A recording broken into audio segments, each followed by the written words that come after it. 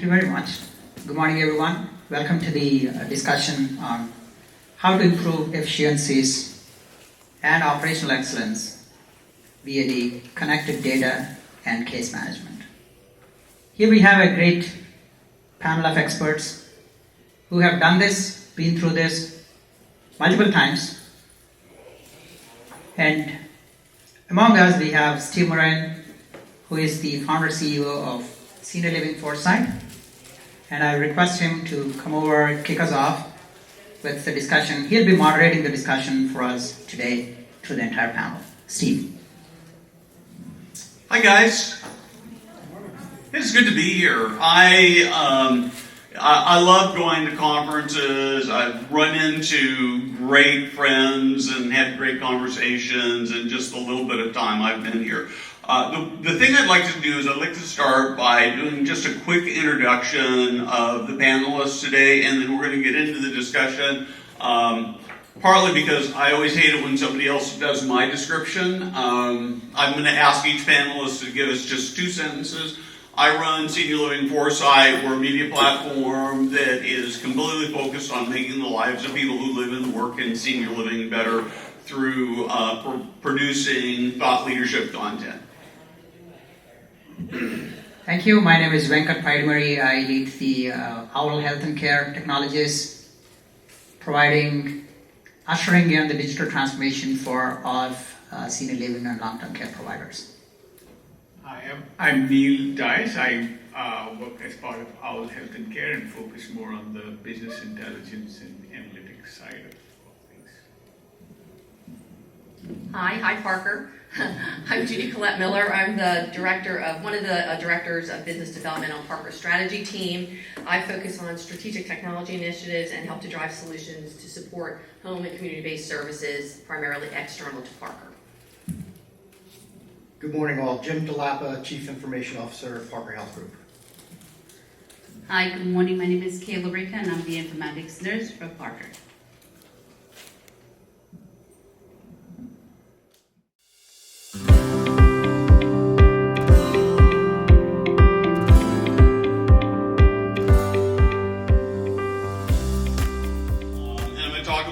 More about that, and this is pretty consistent with what we're seeing. So as I look at the marketplace, for a long time, we just didn't have good ways to collect data. We would do the records that we had to keep from being sued, and that was about it. And then over the last probably 5 or 10 years, we've had all these great technology systems, and now we've just completely flooded with data. And the problem with the data is really twofold. The biggest problem is we have so much data we don't really know what to do with it. In my own organization, we have all kinds of things that we look at, but it's all in all sorts of different places. We spend a lot of time looking at web traffic and social media traffic, and we have all this stuff we want to know, and we still can't figure it out. And so that's kind of where people are right now.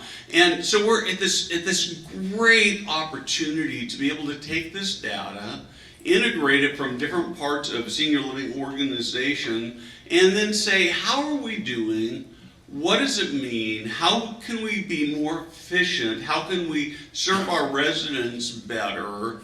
And we know that there are going to be some surprises. Some of those surprises are going to be good surprises, right? And you're going to go, man, we're doing better than I thought. And then you're going to look at other things and you're going to say, oh man, I had no idea that it was that bad. And that's really good because it gives us this huge opportunity to rethink how we do business. And we're really going to talk today, Parker's going to talk in great detail. They're going to tell us stories about how they're doing this using these data platforms to be able to really do that. And the opportunity really is to say, how do we do things like make our staffing more efficient? How do we make sure that we're actually meeting the needs of our residents and our team members? Are there things we can do with staffing that will make our staff more efficient? Are there places where we're too heavily staffed? Are there places where we need more staff? Are there gaps in staff training? All of those things are things that we can start to explore. And mostly the data is already there. It's just a matter of figuring out how to really tap into the data to get us there.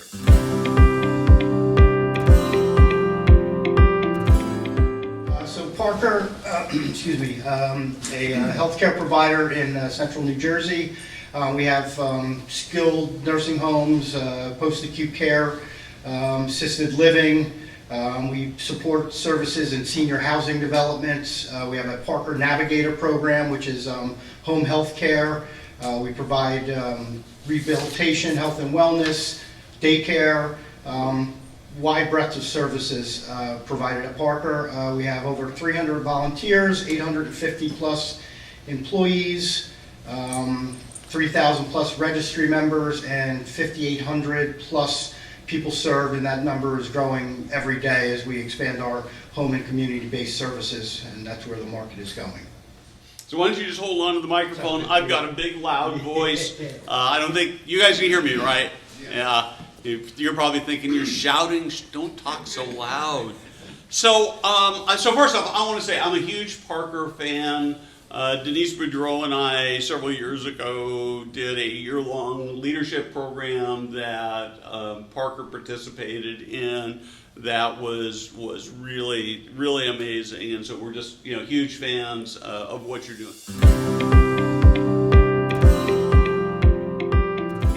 So it was mainly driven by our strategic direction, our overall strategic plan, and our strategic technology plan, right? So we made a commitment to become more of a data-driven culture, drive operational excellence, quality, financial stewardship. So as a result, we prioritized data and business intelligence as a strategic focus area. To quote an analogy from Venkat at Owl, data is the new water of the economy. It's required for and by everyone. It better be clean. So at Parker, we had a lot of data collected through various systems, applications, interactions, but we seldom used it for comprehensive, proactive decision-making and/or planning. So we needed to move from basic descriptive reporting to diagnostic, predictive, and prescriptive analytics, right? What happened? Why did it happen? What's going to happen? And most importantly, long-term, what can we make happen? So we just needed these insights to drive and achieve our North Star. So this is going to be a quiz for you right now. So where all is your data coming from? If you can hit 80%, I'll be really, really pleased. 80%? No, I can't hit 80%. We have probably 50 some odd distinct applications. Primary areas are typical back office, HR system, Oracle, finance, our clinical application, point-click care. We have smart links for time and attendance. We have payroll on Dayforce. We have standalone risk, compliance, peer. That's probably 30%, 40%. Yes. Not to mention integrated vendors that we also have, like your so- imaging, your pharmacy, labs, and all of those. Yeah, And so vendor I can vouch for that because on the first day when we started, Jim handed us this Excel sheet with these lists. And said good And luck. he really fell off. Yeah. And not structured data. Sometimes it's Excel spreadsheets from some of our partnerships that we're providing services for. So it's all over the place. I have a sense of kind of here's what I wish I knew that I just don't know going into this. I mean, let me rephrase it. We thought we did. Okay. Expand on that just a little Well, bit. and we're kind of jumping all over the place, but actually it's funny. Judy and I were having a conversation. Kay outside, we're talking about going through the process. We thought we knew what we wanted, and as we're engaging and building our capabilities and asking for certain things, the interaction with our partners has been, have you thought about this? Have you considered this? And it's kind of evolved and changed. And that's kind of an important piece of this is however you approach your analytical capabilities, make sure you're scaling it and future-proofing it as much as possible and considering long-term, not just what you think you need today from a simple report or dashboard. So what I think I hear you saying is you had all this sort of disparate data that you were looking at, and you had sort of a conceptual, perhaps, picture of what you wanted to do with it, but it evolved? Yeah, we wanted the data faster, more accurate, and we wanted visualizations and drill down capabilities, right? A static report is very limited, and especially if that static report is generated quarterly, or if it's a monthly report and you get it by the third week of the following month, right? That you can't do anything with that. So we needed it accurate, we needed it faster, we needed visualizations so our stakeholders could gather insights from that information and make more informed decisions and/or planning.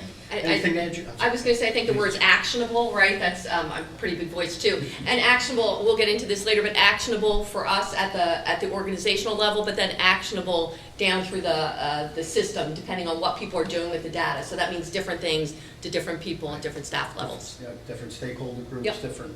Okay. Anything to add, Dave? Well, I was just going to add that initially when we started it started with what we were doing in quality measures and that whole system and moving that over into a better, way that we can read the data and action it. So. Okay. So talk to me a little bit about data silos and sort of that challenge that you face. Yeah, so Kay kind of touched on it a little bit. We started with quality, and most of that data is coming from PCC. And then we looked at other areas we want to build out, be it finance, HR, and we have all this siloed point solution data. We started trying to build our own capabilities, standing up a database, extracting, transforming, and loading data, building some rudimentary dashboards, and it was insightful to a point, but then it was challenging, right? So how do we bring in data from multiple systems, clean it, unify it, and draw additional insights from that data, right? Comparing infection data against hand hygiene information to draw insights is kind of a good example. Perfect. And without a platformed approach and unified single source of truth, you're not going to achieve those results. So how are you figuring out, and maybe we'll get a little deeper into this, but sort of as you sort of talk to me about sort of connecting the data and unifying it in a way that's usable. I'll actually defer to folks at Value Momentum because this is where we failed miserably, right? So we don't have a data scientist, we don't have a DBA, we don't have system admins. We hired somebody with a BI background, gave them some guidance from a stakeholder business direction, what we wanted, but we failed expanding that and scaling it. Okay. So I think just to elaborate a little bit more on what Jim was describing. So the offering that we are in the marketplace is sort of an end-to-end solution. So it starts with having good ways to collect information. So strong connectors into various subsystems to land the data. What we then do is we undertake the task in various variety of automated ways of curating the data, cleaning the data, making it consumable, and more importantly, connecting the data. So if you want to think of information models that connect, for example, your scheduling system with your employee data, with your financial data, and all the other systems, subsystems that Jim was referencing, we have the mousetrap to do that in terms of data models and information models that assimilate all of that together. Once the data comes together, then it's really a question of what insights do you want to see from there, right? So that's where we work very strongly with Kay, with Judy, with others across the Parker enterprise. But the heavy lifting is really done on the platform in terms of bringing all of this data together, stitching it together in a way that then becomes consumable. Well, and as we talked and sort of looked at prepping for this, one of the things I think that I've got in my notes here that I'm really intrigued by is this problem of you've got all this data, you build dashboards, and I'm sort of smiling inside my head when you talk about doing it yourself. I used to work in Silicon Valley, and the chip design companies used to build their own tools because they thought it was part of their proprietary thing and they could do it better. And pretty soon they figured out it was just so complex they needed experts to be able to do it. But I think one of the things that I'm really curious about is you've got all this data. How do you actually make sure that it's accurate and it works right? So in the way we ingest the data, so we have automated ways of checking for certain things, right? So for example, if there's a lot of missing data as an example, or let's say we are merging data from one source and another source, and we see mismatches, right? So we have a methodology and a structure to flush those up, and then we go back to Parker. There is a sort of a designated data stored in a lot of our processes. So it might be Kay as an example, and she can speak to that, where we will go and check with her, or there's a process which we go and check, hey, Kay, is this looking right to you? Is this not right? So on. So she provides that feedback. And then we sort of keep improving that model over time to sort of make it more and more robust. Perfect. Right? So there's a first pass around which we clean up, merge data, but then there's also input from the user. So just to add to what Neil had said, earlier Jim alluded to having these many point solutions, and each of them can potentially create a data lake or a lake house by themselves. So there is a ton of data that is coming in from that. They had very inevitably they have used BioVigil during the pandemic for hand hygiene. And in the beginning, there was probably no way to correlate the hand hygiene to the infection. The infection control, the clinical informatics that Kay was looking for. Jim wanted to draw that solution, but there are two different data sources. Yeah. How do I even connect them? That's when Jim has leaped ahead like multiple hurdles and thought of let me build a backbone. Let me build a platform first. Let me get it all together at one place. That's what is very important for me, because the 360-degree view is missing. Yeah. I got to unify all the data from several sources that is coming in. And it's not just unification. Unification is not just a set theory union. It's like, well, it has to be qualified, it has to be unified, it has to be quality checked, and it has to make sense. So there are several quality checks that happen inherent to the platform that Neil had just mentioned. When you are ingesting the data from different sources, there are missing data validations. There are referential integrity validations. Well, for example, from a skilled nursing facility, I will not be in a position to send a claim if my discharge date is even prior to the admit date. That could be a manual clerical error. Yeah. Right? So how do I check it? I do not want to waste a lot of human resources in doing it. So Jim, on the leadership's point, like what Kay has seen and what Judy has seen, is the best value for my people is in providing the care. So let's free them up from doing these mundane tasks in terms of validating the data, qualifying the data, unifying the data, getting it all together, and ensuring that it is the one data that is in one system is the same as the other system. So to ensure all these things happen, what Jim has thought about is the backbone. Build the technology infrastructure. That may not give you a result right today, but that is forever. It's built forever. You bet. You can onboard any number of sources now. Yep. With the technology he had built, the pipelines are there. If it is another data source, it's just an incremental effort that's needed to bring in the data. Right. That's the platform that he has thought of and conceived. And that's when we partnered with. Great. Can I mention something, Steve? Yes. I just want to say it's as simple as if you think of reporting, and we used to give out reports that would show an infection control graph, and then it would show a hand hygiene graph, and it would show something else.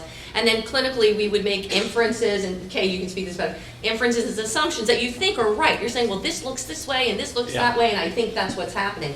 And through this platform that Jim and Kay have been working much more deeply than I have, it validates those inferences, and it tells you exactly what you're seeing. Because there is personal bias when you look at that stuff, right? And this platform kind of takes that out of it. Would you agree with that? Absolutely agree with that. So exactly what you're saying is static views, so there's nothing happening. You're trying to look at the different data and trying to make, okay, how's it making sense? Where is it really tying? Whereas with the views, you could slice and dice. So in terms of during COVID, we collected, as everyone in this room may well know, a lot of data, a lot of it in terms of making sure we had the COVID positive cases, immunization, we had the vaccines, and we had the follow-up vaccines and so forth. We had to do that for the resident, and we also had to do it for the staff. Where this allowed us to take that, merge that into one view, and I could say we have a case in one of our locations for a resident. Really quickly, I can drill through that and look at that resident's vaccine status, their COVID positive history status, then any of the staff members that worked on that day that went into that assignment, look at their status as well and start to correlate that information and be able to look at our risk there and the spread and what that could look like long term. So we're looking at the different data sources from SmartLinks, we're looking at it from census, from PCC, and that really took me by, like just really amazed, surprised. I don't even have words for it, because whereas you look at something static on Excel, it's like it's telling me nothing. And I remember previous to this, we were actually, I was part of that team in a conference room. We were trying to look at the schedule and look for all of the staff, where they work, looked in PCC, looked at the assignment for documentation, and it took us many, many, many hours to complete one resident. So Yeah. That's, yeah. Can you talk, oh yeah. One more thing, I think we started with data quality. Yeah.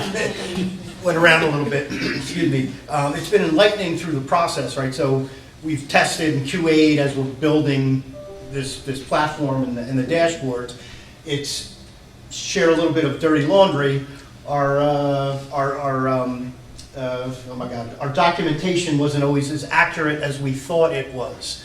So you'll be surprised if you go through this exercise that you'll improve your data quality and even the process behind collecting the data, right? So not all of it is transactional in nature, the charting in PCC and our quality process to make sure the data is audited prior to publishing dashboards has been very important.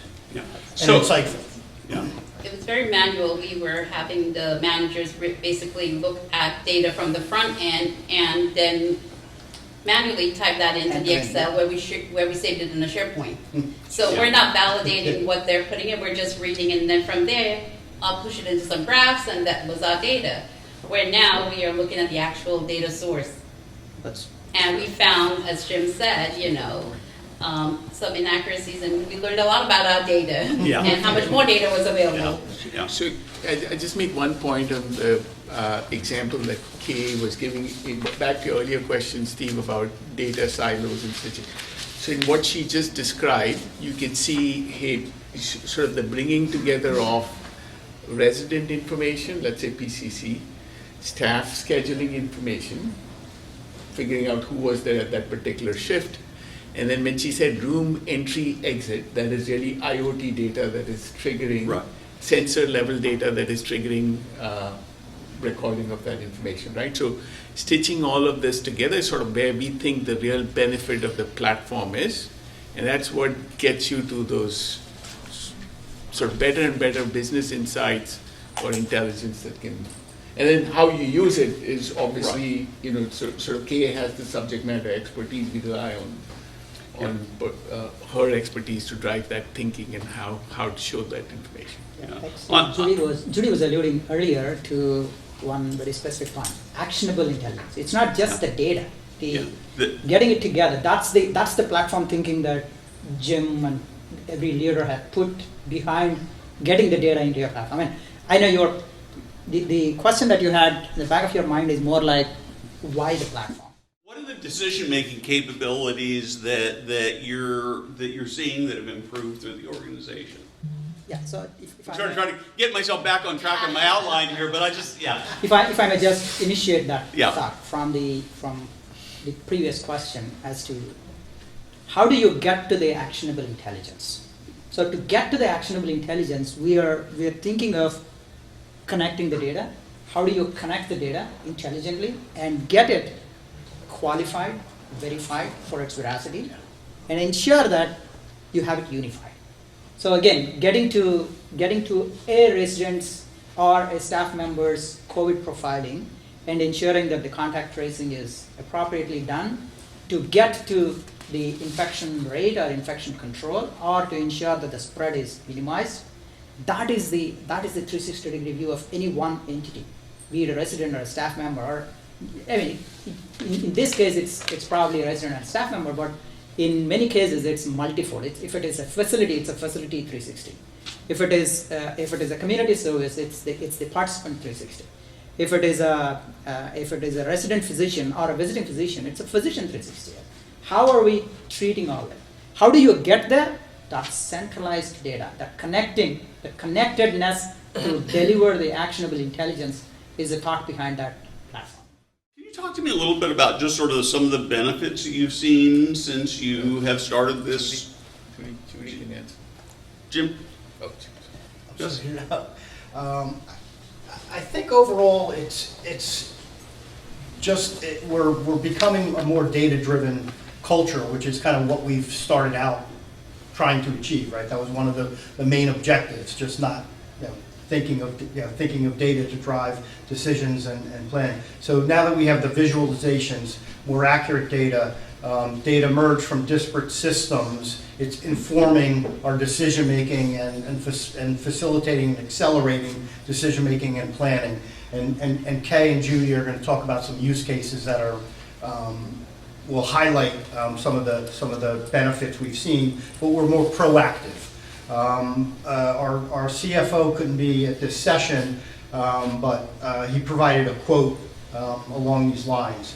So I'm just going to read that. I think it's important. I am extremely pleased with the financial modeling tool that OwlHealth&Care has developed. The model using the platform provides senior management with the ability to illustrate in real time the financial impact of an initiative project over a 10-year horizon.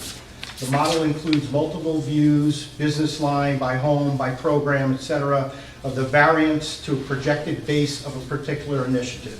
No longer are we spending time preparing and updating convoluted Excel files every time an initiative is presented for consideration. Rather, it's done in real time. This model has proved to be invaluable as we build our strategic plan. So again, some additional background to that is Ed, the CFO, if we're evaluating planning, if we want to change our model of beds or a program and capital investment and subsidy, this model helps him inform and make those decisions in light speed versus previously building these convoluted Excel files. Models. So that's a real life use case of some of the benefits, and like I said, Judy and Kay have some use cases as well. So one of the things that sort of runs through my head a little bit is that I always worry that we get to the point where we've got so much data that we lose the humanness of it. So how do you make it so that the data doesn't just become, so maybe this is a stretch, right? But there's all this concern about AI and that AI will make decisions about humans' lives that humans don't like. So how do you use this data to enhance life rather than to become punitive?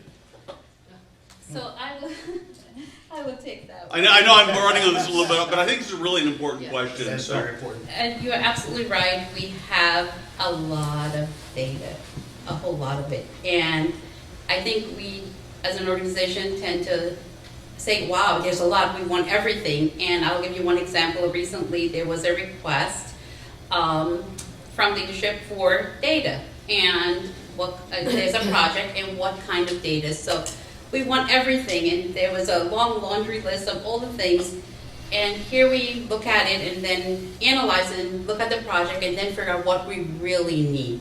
And we ended up looking through the whole list. We sat and went through what the data is, where it's coming from, what it's going to provide, what your project is, and then we ended up coming with a group of items that's really necessary. So I'm saying that to say that educating the users, our staff, the people that need to use the data to action it is very important. And by doing that sitting, we were able to say, well, we don't need hundreds and hundreds of line of data from these different sources. We just need what you need to make that difference.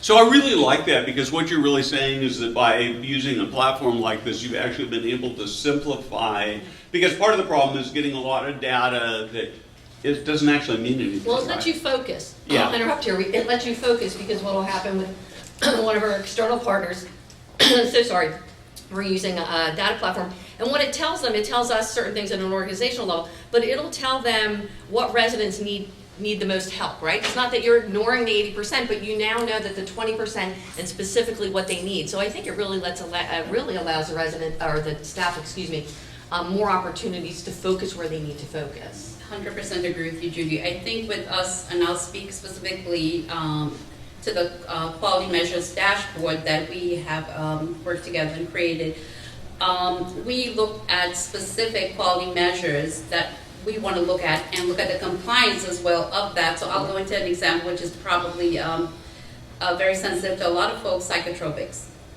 Making sure we have the proper diagnoses to dose medication, gradual dose reduction, Yeah. and when we have routine administration, where we have new, and sort of looking as you go down to anti-anxieties, why are we using, how are we using PRNs, and how are we solving to get residents on and off those medications as needed. This allows us to see it at a glance. So I could look at my dashboard in a second and say, I am missing one monthly gradual dose reduction form at a quick glance.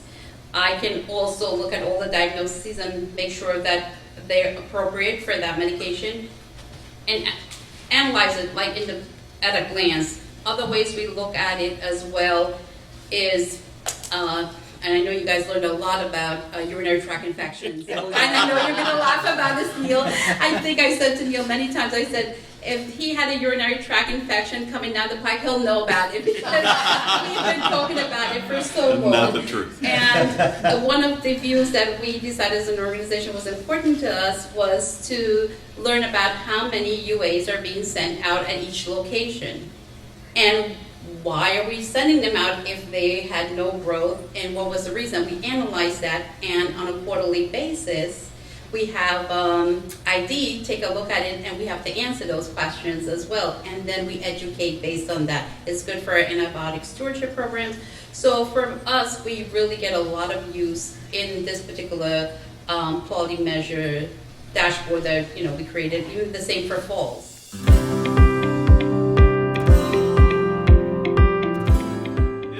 I'm going to keep us moving forward here, because I'm looking at my clock and I'm thinking, oh man, I got this agenda and I'm not even getting close. But I actually just want to make note of this slide. I think that this is really, really important. You look at this, and if you're in the audience and you're looking at that, you say, oh man, that sounds expensive, right?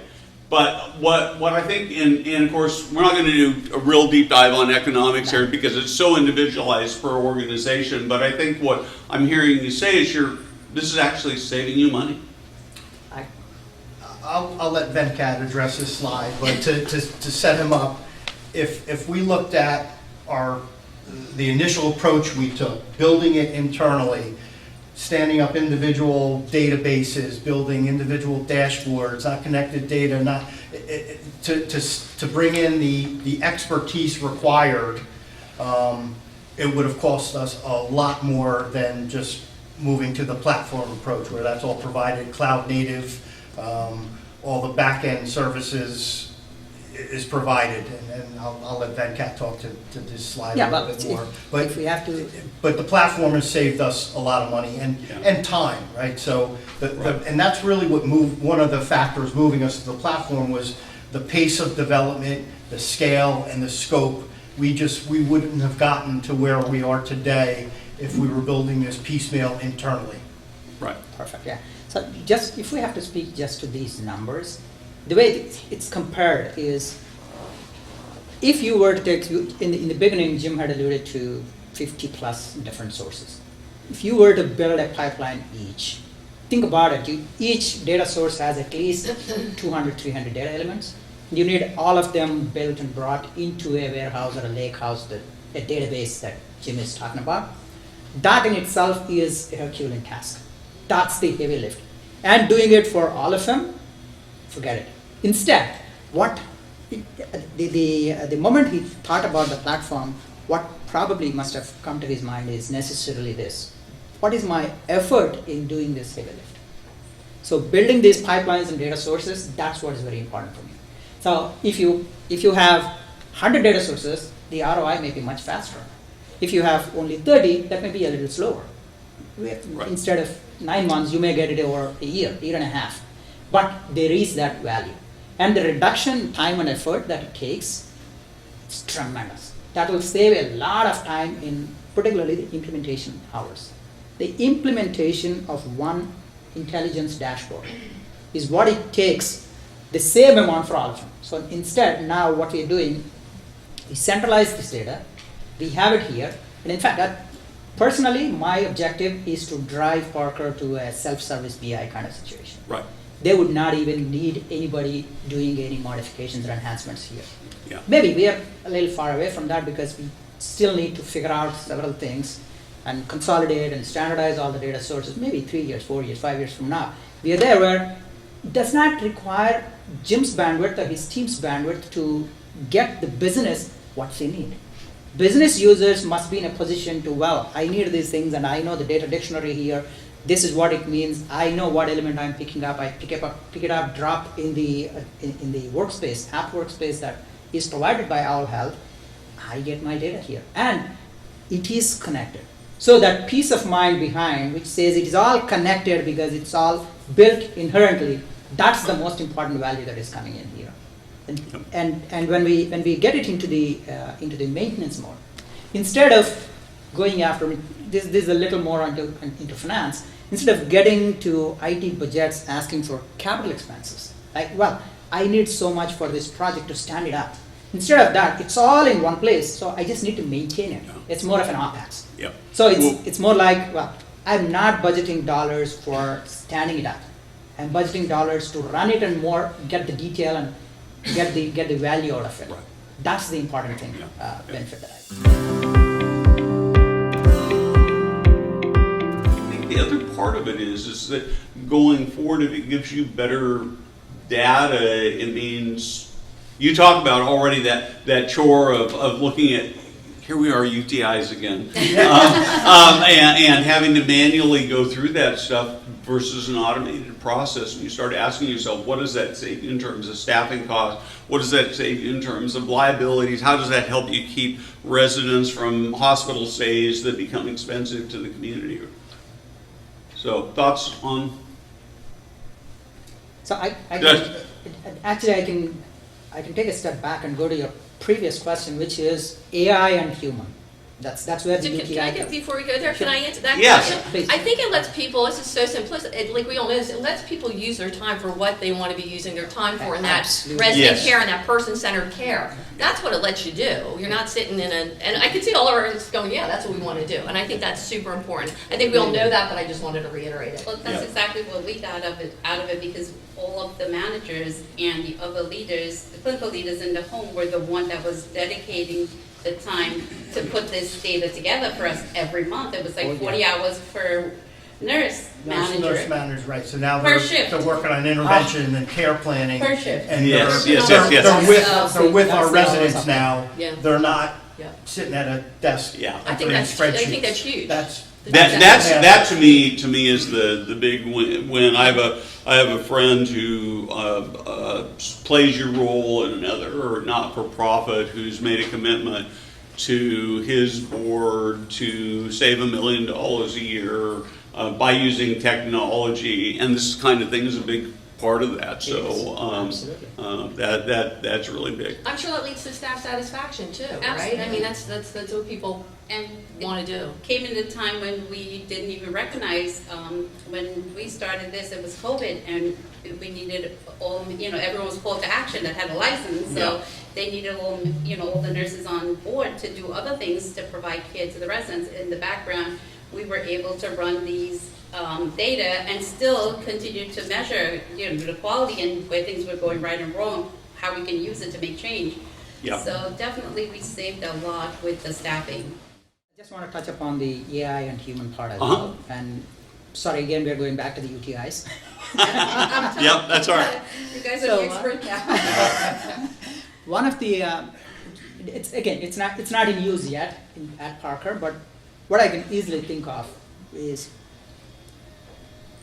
so with all the data now, not just the device data or not just the monitoring data that is being collected, a particular resident, Mr. Smith, is potentially going or using the bathroom 4 times a day between 7 and 2 p.m.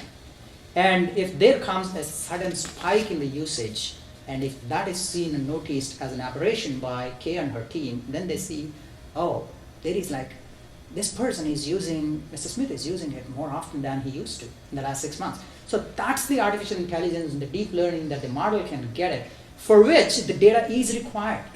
There is being data. I mean, any entity, every entity is data rich, but it has to be insight rich too. It cannot be data rich and insight poor. That insight is what is provided by these platforms. And where does artificial intelligence come and play is, well, hey, it might throw up an alert saying, hey, look at this case. This is an aberration from the regular behavior, and go take a look at it. Potential case of UTI. So that will avoid what is going to be a hospitalization and further cost escalation and a lot of staff hours and nursing hours, all that stuff. Yeah, and I really love this because I think that this is where the AI stuff becomes so, there are a lot of people who are really afraid of AI. I'm kind of not one of those people, so I almost don't understand it. But these are the opportunities, right? Is you can take this data in where the AI sees things that in a million years there's no amount of time that humanly you couldn't have done that. Well, today, ChatGPT is taking over by a storm. That's the conversational AI. So how can I give that benefit to my customers? Yeah. Particularly to Parker. So if I have these dashboards, think of it, imagine just a chart bar where I converse and ask, well, how many XYZ blah, blah, blah things are going on, and how many cases are pending for this, or how many, any executive, the finance executive goes in and types in a question or speaks to the system saying, well, how many reimbursements are pending because of my star rating audit not going through by this time? So it's the system's responsibility. That's where the language model, or that's where the AI learning model will be built to go do all the connections, because the platform is there. It's enabling it. The platform is there making the connections. It'll go do all the number crunching and come back with an answer saying, hey, look, this is what is happening today. And you have XYZ number of cases which are a potential suspect for a UTI or a SOAR or an injury, or several other things, not just clinical, financial, human related, HR related. Like ChatGPT can tell you how many hours is it going to take me to hire or fulfill this position that is going to open next week. That's the first bit of advice. Rely on experts, right? So as we kind of talked previously, we tried to take this on ourselves and failed miserably, quite frankly. Not failed somewhat. And that was directed at our BI analysts we hired. You just really need a partner, and you need to think long-term scale and scope, right? So we talked about when designing your data sets and your dashboards, and a lot of the value added from the partner was insights and questions we didn't think about. And actually Judy mentioned earlier about the interaction between the technology team and our business stakeholders has been very insightful and informative on both parties understanding each other's position a little bit more. But again, rely on experts, focus on building the foundation backbone to leverage the data longer term. And as Venkat just started, once you have the platform, the use cases are endless. Again, the natural benefits, a single source of truth by having the platform. Also, those are the key points. I'm going to jump on the Yeah, single please. source of truth because There's so many. This is real. It was an unrelated project, but it's about data and people believing data. And the word, that phrase shouldn't be, you don't believe data. Data is data, but it's about, there's personal biases, right? We've done projects where people are like, it just doesn't feel right. Like in my world, I work directly with these residents. It doesn't feel right. So I think that's about bringing the stakeholders into the conversations and giving them an understanding of how the data is collected, what it looks like, what you're going to do with it, because you don't want to get to the end of it where people are feeling almost confrontational with it, right? Different conversations, different stakeholders, but I think that's really important. Yeah, that's a good point. The messaging is important. You had mentioned about being punitive in nature. Yeah. Right. You don't want the users to feel that they're being penalized by data, right? It's for better care planning. It's for intervention. It's for better decision making. So that's important. And again, coming back to what you said earlier, I don't have to pour through spreadsheets. I have the answer, right? Exactly. I mean, do you guys remember the old? Some of you aren't old enough, but slide rules and things where you'd spend hours calculating stuff, and you never know whether it's right, and that stuff has gone away. So, and I think what this also has allowed us as an organization is to ask better questions when we're interested in solutions. And what does that look like, and what is the data output and the formats? We ask a lot more of that now than we did, I would say, 5 to 7 years ago, because it's so important, because now we know what we want to do with data and how we want to use it and how we want to correlate things. Yeah. So it just, immediately we start asking those questions, and folks are like, why is that important? Look at the front end functionality. That's the data-driven culture we're trying to build, and it's starting to take hold. I want to mention one thing, so from the strategy team's perspective too, it's sometimes about the clients, it's our strategic mission, we want to serve a more diverse population, and we're like, well, that's easy to figure out. Who do we serve now? And we very quickly look, and I see Michael laughing, right? We don't even, we're building it now, we don't even have consistent demographics around age ranges, around race and ethnicity, around gender, around some very simple things that we need to know, tells us who we're serving, who we want to serve, where the gaps are. So I think that's super important, because that's what we're building to. We need to know our baseline now, so we can serve more and then directionally change where we need to. So very small thing, but big thing when you say, who are we serving? You're like, well, it depends who you ask. And now we're not going to have that question. And who do we want to serve, and what's it going to cost? Yeah. And then once we start serving them, is the program effective? Are we are we measuring the efficacy of our programs? And then we also see what our age ranges are. What changes when someone is this old or this or that, or in a certain socioeconomic category. That all matters. Oh man, you got my juices flowing, because I just think there are so many opportunities. So I'm one of those optimists who believe that there are enough older people with enough money to be able to fill every senior living residence in the whole country. Moreover, and I think there are big gaps, the people that we're just not serving and talking to. And I would say the second thing, there are enough people without enough money to fill a lot more buildings and so that's always the how do you serve both? Right. Yeah. Right. Yeah. That's because I talked to a lot of people who are really struggling to cash flow. I tend to work on the people who can't afford it, talk about it, but that's actually another really super, obviously important question. So we've sort of talked around about it. You've talked about some of your capabilities. We're going to, I knew this was going to happen. We're going to run out of time before we run out of material to talk about.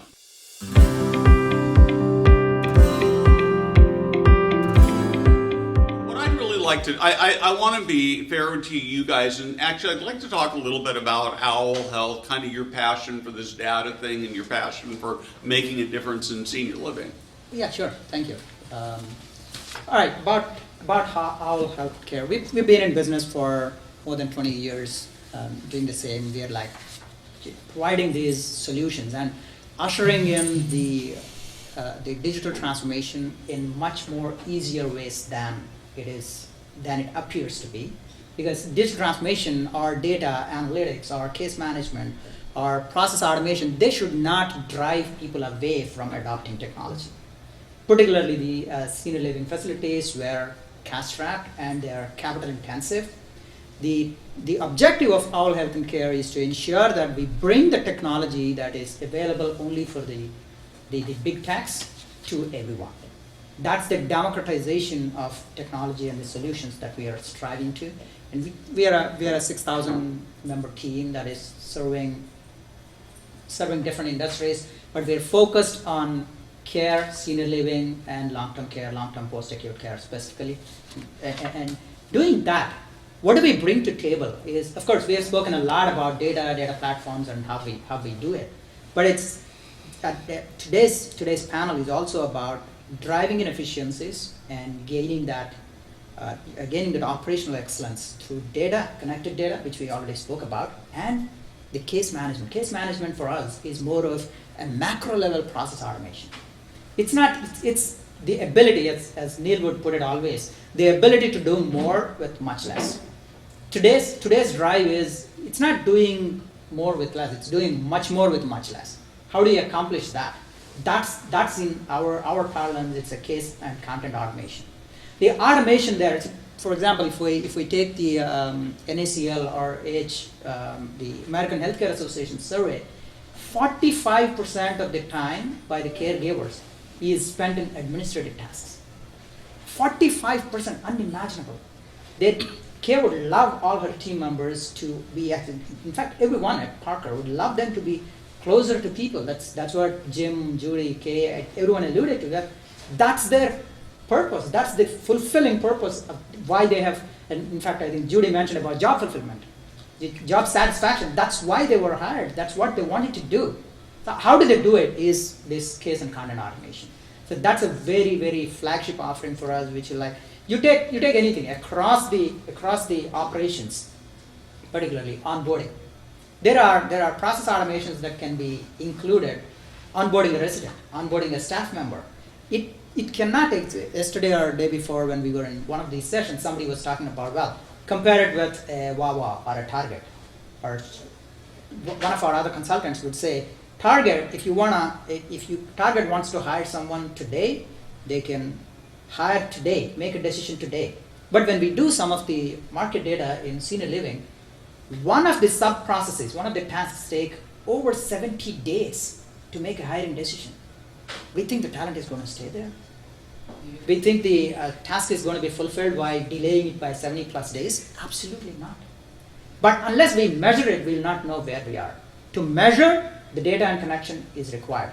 And to improve, the process engineering and process capability is required. So connecting them, data automation as well as case automation, that's our another flagship offering, which is like, in addition to the cloud data management that you see here, task and case automations. Yeah. And of course, we do provide the one publishing, publish once, and our push once and publish anywhere, which is like your social presence.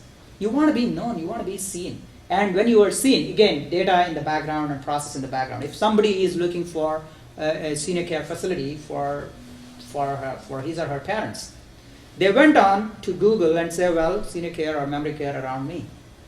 Several things open up. Say, for example, Parker is the first choice. They click on Parker, they got into something else, and they leave the session. And then they come back after 2 days, do the same search again because they don't remember or recall which has come up as the first one. So they do the same search again, Parker comes back again, and now there is no way potentially, if it is not for Parker, there is not a way for everyone to understand that the same visitor is coming second time, third time, 10th time. If it is the third time, then I'm in a position to offer, hey, you seem to be here often, you're looking for something, can I offer you something? Do you want to come and chat between 4 and 4:30 with my memory care physician?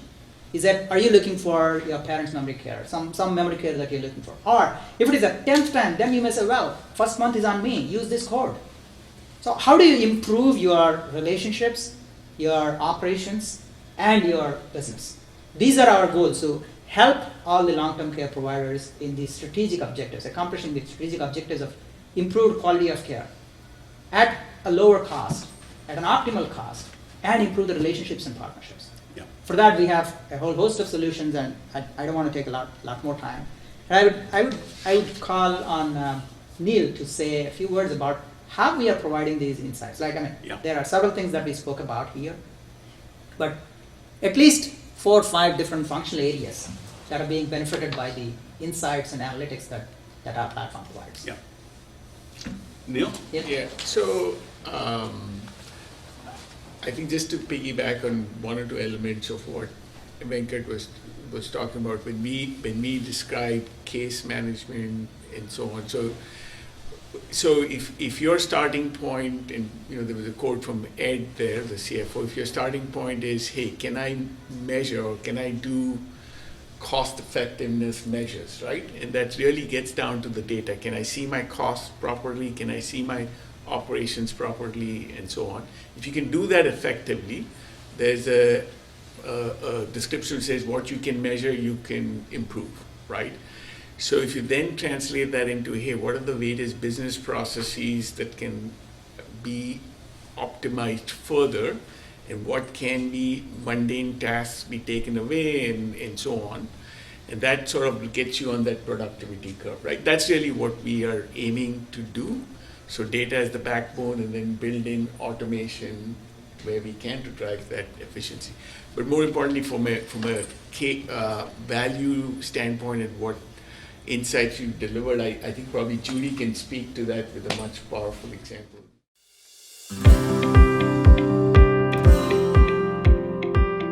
So I'll say, and this will take 30 seconds, I think. So one of the partnerships we do is with Spring Point Senior Living, and we fund and support them in providing a health and wellness program that's a hybrid of virtual and on-site programming. And the whole hypothesis is by providing health and wellness, we can keep people in place longer, we can improve their quality of life, etc. So the program's been going on about 18 months, and I just want to pull up my notes really quickly. And we, through our partnership with Value Momentum and using the dashboards, we recently submitted an abstract. And so what we're showing is across 100 residents in 4 affordable housing buildings, we've seen, so using the National Council on Aging Wellbeing Assessment, which is a standardized quality of life tool, there's a percentage of participants reporting themselves as thriving has improved over 3 assessment times. So that means we're asking a senior, how do you feel now, and how do you think you're going to feel in 2 years? And for 3 6-period assessments, we've seen seniors continually saying, I think I'm gonna thrive, I think I'm gonna thrive, I think I'm gonna thrive. That's really cool stuff. What we're trying to see is there a correlation between their participation in the program, right? So we're able to capture, their fall risk, we're able to capture their, I just shut it down, their activity levels, and so now that's where we're at with that correlation piece now. Does it matter if they're participating in this program? So now we have to look at a control group.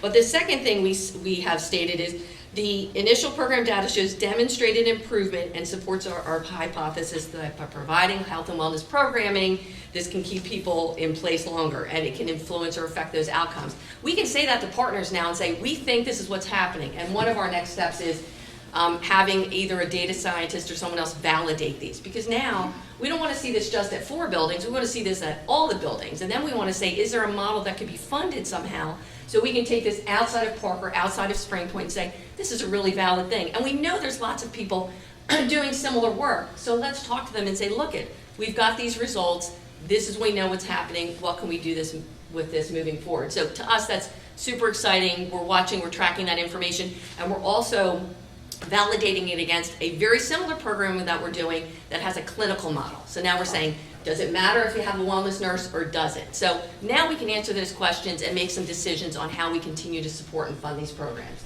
Yeah. So we are just one last thing on that, and bring that information to the board instead of saying we need funding because we think we can help some people. Stories plus data. Now we go to the Stories board and plus say, data. oh, by the way, we have helped some people. Yeah. Oh, yeah. So I want to sort of touch 3 areas, including leaving it some time for questions. So Kay, you've interjected just brilliantly to sort of talk about how you're using it clinically. Are there anything else that you want to talk about that we're going to otherwise miss if we don't? I want to just give you an opportunity to talk a little bit more about how you're using data, if there's anything we've missed. So I did want to just touch on the stewardship for the inconsistencies. And I know we talked about, and I don't know if you mentioned it, but the match and merge data activity, truncate and reload, and pipeline implementation. I think a lot of times people worry about what if there's an error and how do we solve that and how do we find it when you deal with, data. It's just like, how do you catch it? How can you, if you miss something? So with the stewardship activity, basically, it's those, for anyone that doesn't do a lot with this kind of data, the alert comes out in a sheet, whereas anything that looks like it's not matching, so say we had one program entered the John, and then we had maybe in PCC it was John, in a lab and imaging it was Johnny, and just Johnny M.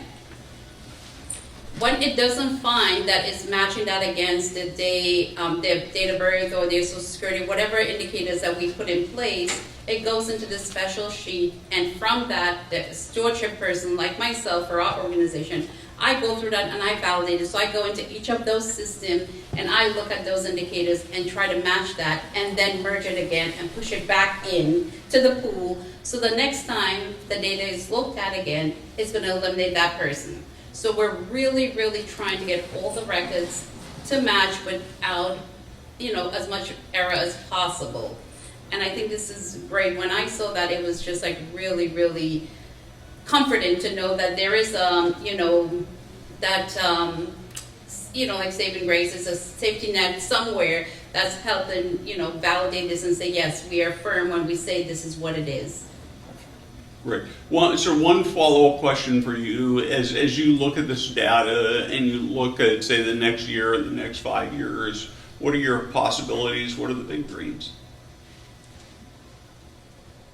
I think for us, You get like 45 seconds. I think it drives technology, to be honest with you, and quality improvement. We use it greatly in our QAPI, and that's where we meet with the interdisciplinary team, especially medical directors and other partners, and that really drives decisions for the organization. What are we doing? What are we using? Is that showing improvement? And we could actually measure it, and then like something like telemedicine. Do we need more devices? Is the industry changing? Is the care changing that we do? So it really helps us. So in 5 years we will have enough to make bigger decisions in other areas. As far as monitoring falls and things like that, and what are we using, and should we be doing different items in different buildings and see how that works, and measure it and see if we want to implement it across the home, something like biovisual. So yeah, that's where I see this going for us in this quality space. So Judy, you are in charge of figuring out what Parker is going to be for the next 5 or 10 years. Well, don't or tell my 100 boss years. that. Right? I'm not. But from a strategic planning purpose, how does this all play in just terms of? As I said, it lets us measure where we are. We have very defined what we think our North Star is, what our vision is, and this tells us, as we look at it on a regular basis, are we getting there? And if we're not, why not? You think you see the gaps, but sometimes you don't. And so it's as simple as that. It's telling us who we're serving, how much it's costing, and it's like, again, making those decisions of how. Jim had said it, one of our big focuses is home and community-based services. There's so many seniors outside of our walls that need support. And that's where we're going, and this is going to help us get there by having the measurements. That's really cool. So absent of a person being out in the home and community, technology to provide the services and support. Yeah, there's some opportunities there for sure. Yeah. Absolutely. Cool. Then Kat was talking about monitoring our Yeah. residents in-house. Yeah. If you don't have the direct care partners in the home, you need technology to help you with that monitoring and intervention and safety and health and wellness, all the above. So Judy, you are in charge of figuring out what Parker is going to be for the next 5 or 10 years. Well, don't or tell my 100 boss years. that. Right. From a strategic planning purpose, how does this all play in just terms of?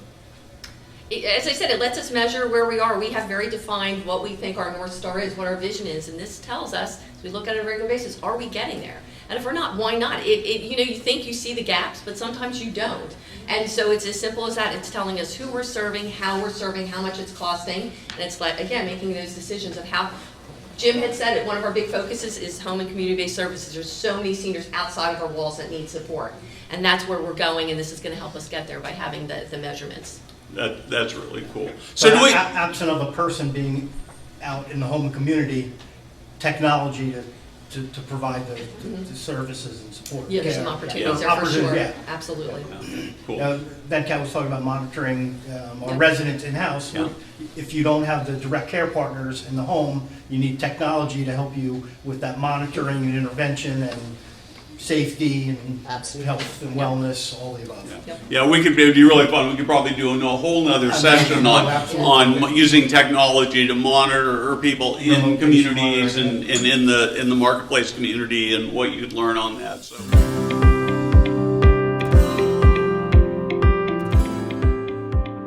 Any questions? Yes. I'll share a comment. I guess we're trying to think of how to, like you said, bring a lot of this information together and data sharing and whatnot. And there's a lot of people who are scared of that. This is my data, that's your data. Is there something you can speak of? Ooh, yeah, that is such a good question. Security. Yeah. Sure. So the Jim has alluded to that point very briefly, touched upon it. The platforms or the solution being cloud native. The cloud nativity not just brings the elasticity for the growth of data, it also brings in security. Security and the tenancy that we're talking about, today's world, it's kind of almost given from any of the cloud service providers that we have in the market. And so building on top of it, the solutions that are required to ensure that you leverage the data appropriately is what, in fact, we discussed all along. But the security being the basic and primary issue, it's when it is connectedness. And there are 2 points to what you asked for. I'll get to the second one also. The connectedness is what is very important from the platform perspective, which we have seen so far. And the other is the partner data. Well, say for example, your EHR data is EHRs, but the resident data is the providers.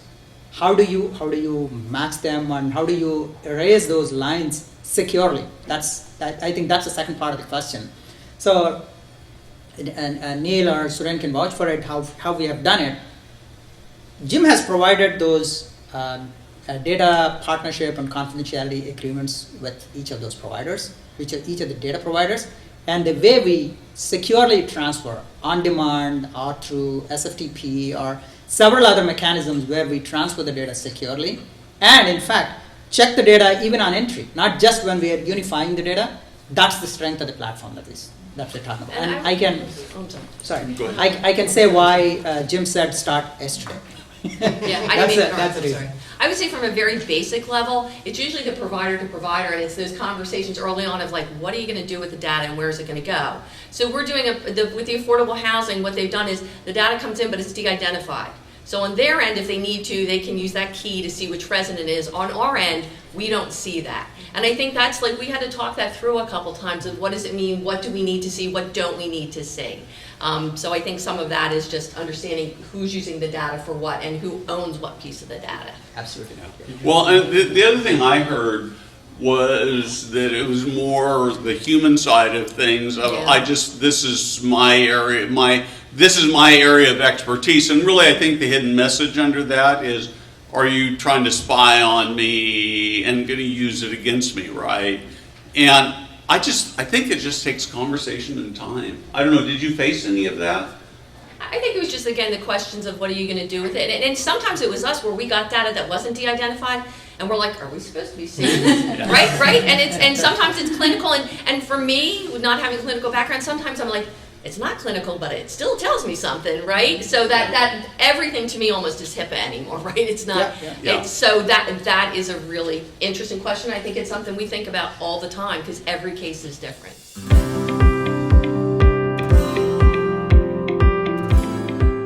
We'd like to just kind of know where you guys are at relative to business intelligence and what you're thinking and what you're doing.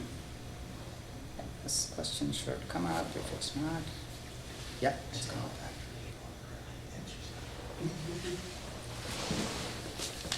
I'll just go to slider.com on Slider.com. put in the same number. There we go. And put that number in, or I think you can actually just scan the barcode and it'll come up to you directly. That's true.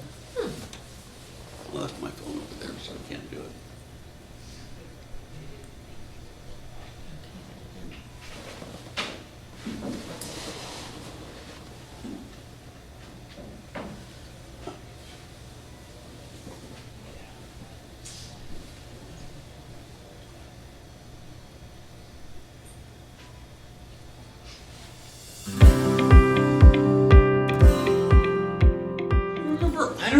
you guys have been in the industry for a while. I can remember when I first started running Foresight, and I'd go into conferences like this, and I'd ask, how many of you have pervasive Wi-Fi through your buildings?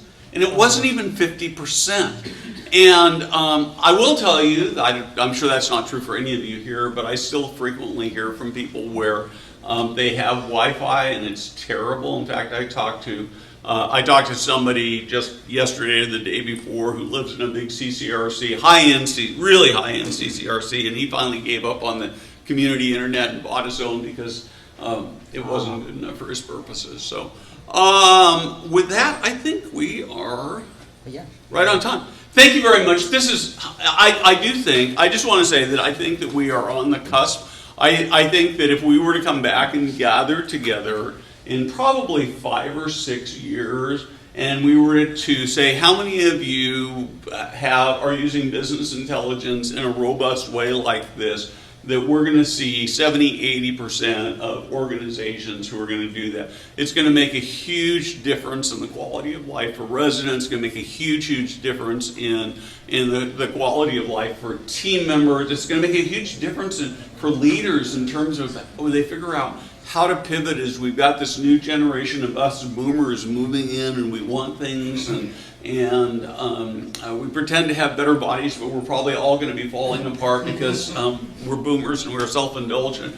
And so this is such a huge opportunity, and it'll transform your organization. You guys are well on the way, but I suspect if we sit down and do this again in 5 years, you guys are going to sit back and say, you remember when we did that panel in Atlantic City? Boy, there's so much stuff we were unsophisticated about, we didn't know. Look at what we're doing now. And we are really on the cusp of a big change in the industry with data and technology that will transform all your organizations. Thank you very much.